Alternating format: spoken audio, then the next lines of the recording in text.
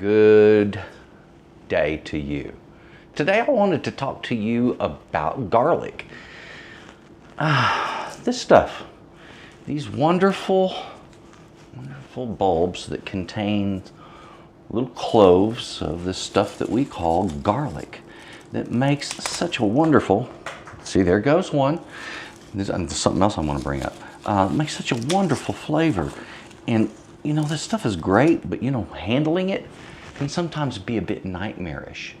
So my plans were to sit down here and tell you about it and say, you know, and if you have dry hands, then boom, there they go. They just shoot right out of your fingers, all right? And they do. They are so hard to handle if you have dry skin. And so here's a little trick. Right before you handle your garlic, if you have dry skin, just wet your skin a little bit, dry it off on a towel, and you'll get good grip on those cloves. All right, that's the only real trick I've ever found. Or you could wear cooking gloves. That helps sometimes. What do you do with garlic? How do you process it? Is it better to just buy it in jars already minced, or is it better to have it fresh? Personally, I think it's just a matter of personal preference. I know that what's in the jars isn't as piquant and fresh tasting. It isn't. It doesn't have that peppery side to it. The warmth and the kick that the fresh garlic has. So you could say it's a little milder version, which is an okay thing for a lot of folks. I like to use fresh garlic just because it's handy, and B, it's always just sitting there, and when you need it, bam, you just pull it out and mince up what you need, and you're putting it in what you want. But you don't have to mince it. And in fact, some folks like to use these things called a garlic press. But the thing about a garlic press is they have a tendency to get those little holes clogged up.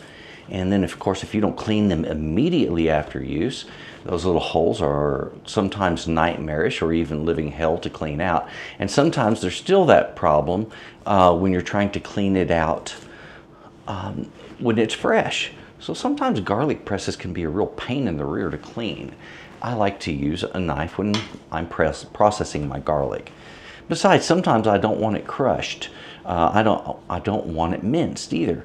And I'll say this, between crushing and mincing gives you better flavor. Crushing disrupts the way the garlic exists. Let's just say that. We're going to put it in terms that people can understand.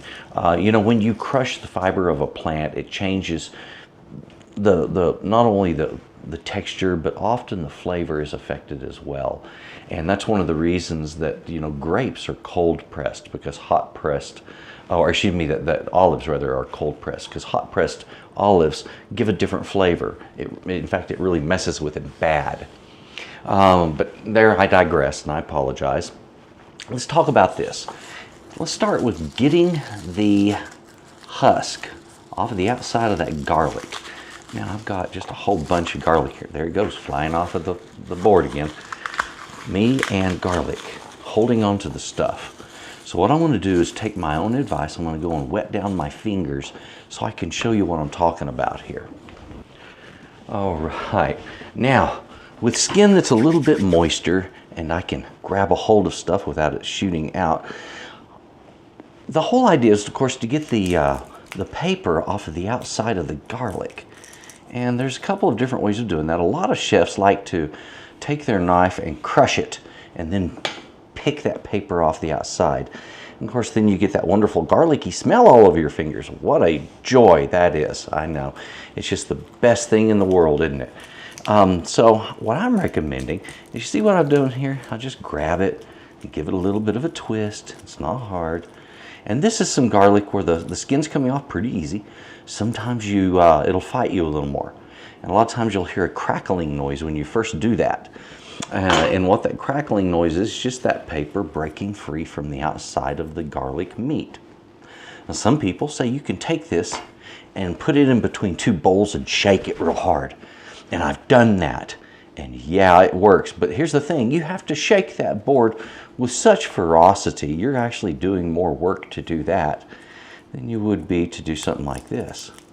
Now, I did have one lady say to me, you don't have to use two bowls. Just get a jar, like a mason jar. Put it in that, put the lid on it, and give it a good shake. She said that works for her. Okay, well, I thought I would throw that out at you since somebody else gave me a good idea that might be workable for some of y'all. I'm not saying one is better or worse, I'm just saying there's different ways. Now, if you notice while I'm sitting here talking to you, I've been sitting here just taking garlic out of its paper. And here's the neat thing.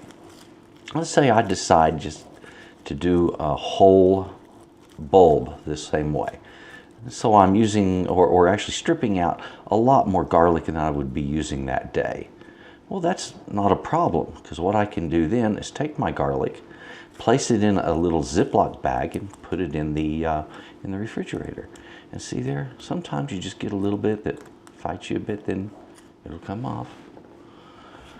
So consider that. Now we're going to talk about different ways of processing garlic. And of course, there is the old mincing method, or as we mentioned before, crushing it in a garlic press.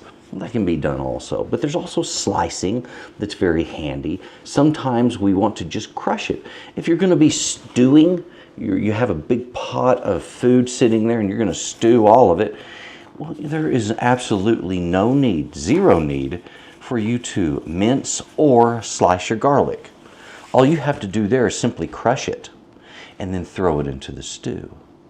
Other times, we might want to not have the garlic itself in our dish at all. We might want to completely remove it from the dish. That's possible too. We simply cook it off in some oil and get the flavor of the garlic in the oil. Now, since I want to talk to you about garlic, I want to talk to you about mincing it and cutting it, and doing so in some way that may be proficient for you. Okay, now when I'm doing this, I want to mention up front, when it comes to handling knives, knives are very dangerous. They're extremely sharp, okay? That's why we use them. They're sharp and they cut things. So we use them to make our lives easier. However, sometimes knives can make our lives more difficult if we're not careful with them. All right, so there's no such thing as a perfect cutting technique, no such thing as a cutting technique that has no risk at all. So what we have to do to make up the difference is use focus and concentration so we don't mess anything up, all right? Now, one way that we process garlic, as I've already mentioned to you, is slicing it. And it's as simple as use the tip of your fingers to hold the back of the garlic from moving and rock your knife like this, slowly working it over as you go. All right, and I'll show you what I mean. Simple slices.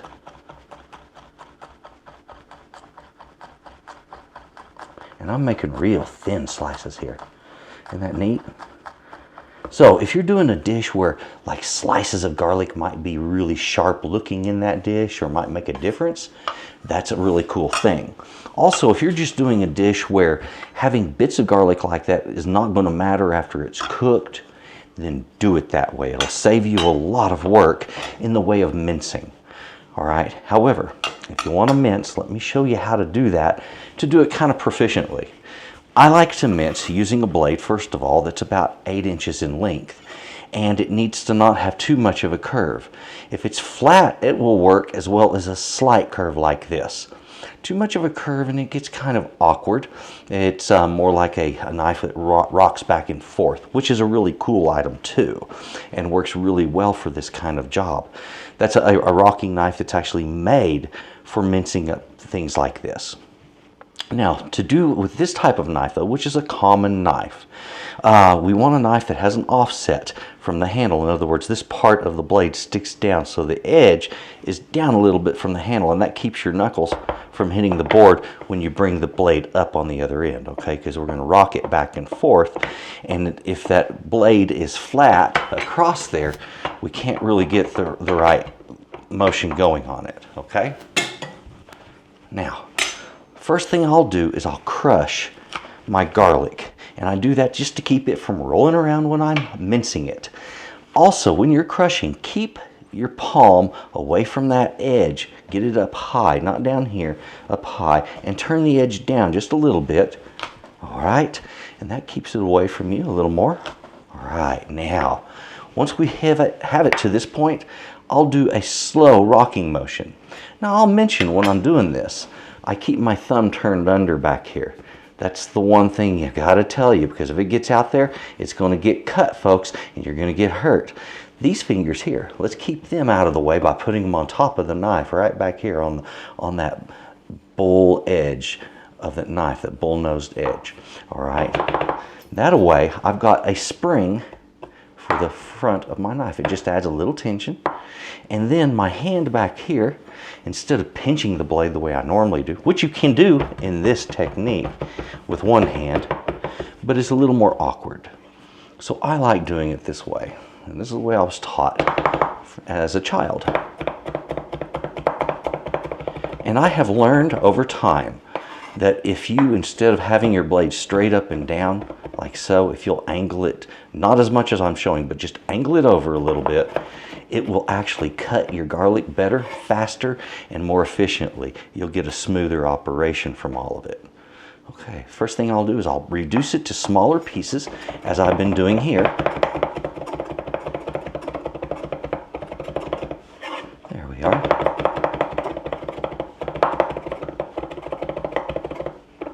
Now look at that. I am already down to well, this is a coarse mince. All right there. But look at that, that's very useful. That would work in a lot of dishes. Some people want a fine mince. Let's say I'm going to do a garlic bread. Well, these pieces, these chunks are just bigger than I want for my garlic bread, so I want to mince it down a little more. Now with this, you can speed this motion up, but give it time. Get used to doing it first, and then learn to speed it up, okay?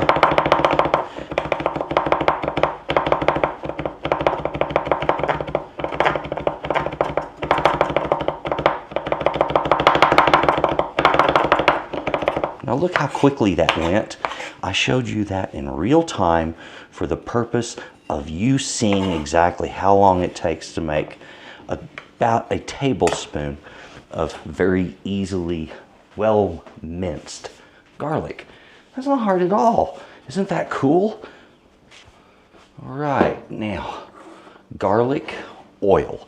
All right, and I did mention a moment ago that if you want to put garlic down into a sauce, it's as simple as cut the scab off of the garlic, bam, and crush it. Now, this right here, as it is ready to go right down in any dish that is going to be stewed, basically. All right. Now, if I'm not going to stew it, I leave the scab in place, give it a light crush, and it's ready to go right in a pan and be turned into garlic oil.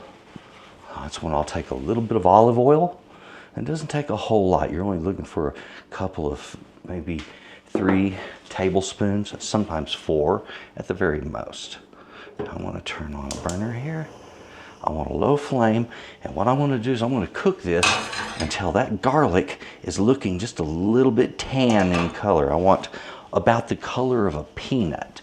Then all I have to do is remove my garlic from the oil, and suddenly I have a perfect garlic oil to use in any of my dishes. I could use this to coat, let's say, a bread, or maybe breadsticks if I wanted to, or something like that. So, very neat idea. This is a neat way for you to have an oil around that you can use for a lot of stuff. Now, let's say you make a lot of garlic oil. You make a large pan of it, and you want to use that for just regular cooking. That can be done. I'm going to recommend that you store the oil in the fridge, and you're going to have to replace it, and I don't know how frequently, because I don't know how long that stuff's going to last for you. You're going to have to experiment with it, okay? Smell it frequently. Every few days, smell it and make sure it does not go rancid or weird smelling on you. If it does, throw it out and start over. Take a close look at this. It's only been in here for just a moment. But what's happening here is we have all of the natural juices and oils from the garlic that are mixing with that oil, and it is flavoring that oil the way it would do anything else. So this is how you can flavor a dish with garlic without dumping the garlic itself right down into that dish. It's very practical, very handy. If you see any pieces starting to cook a little sooner than others, like that, go ahead and get it out of there. You don't want that getting too dark. That's the perfect color. About the color of a peanut, a tan color, gives you a great flavor when you're doing garlic this way, okay? And if it gets much darker, it gets more, well, I'll just say it bitters it, and it's not as good that way.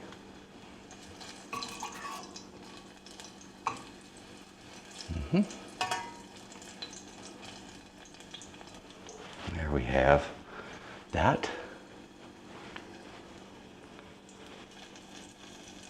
Okay, so I can take that, get it out of there. I can remove my oil from the heat,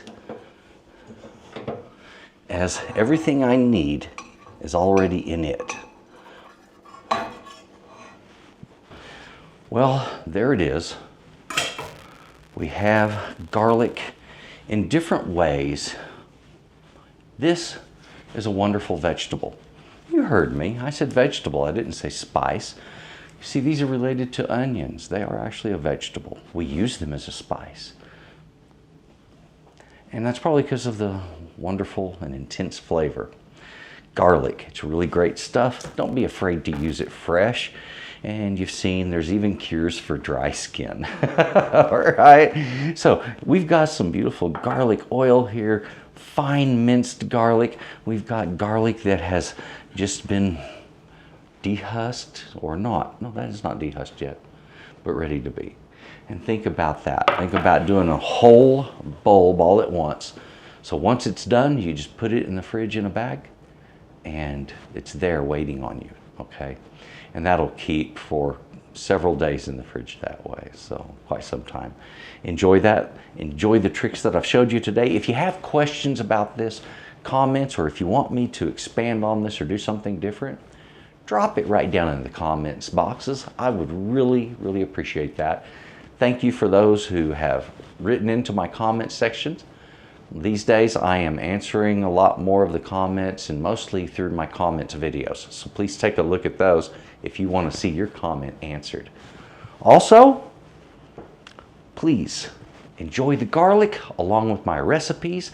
Those recipes are found at my website, that's S.A.Trotter.com, and the link to that website, that's right underneath here in the description box. So take a look at that description box. You'll see a link to my website where I've got my recipes. You'll also see a link to my social media sites. Please join me on my social media sites. Follow me on my Facebook. I really appreciate that. And also, please folks, please have a good day and enjoy your garlic.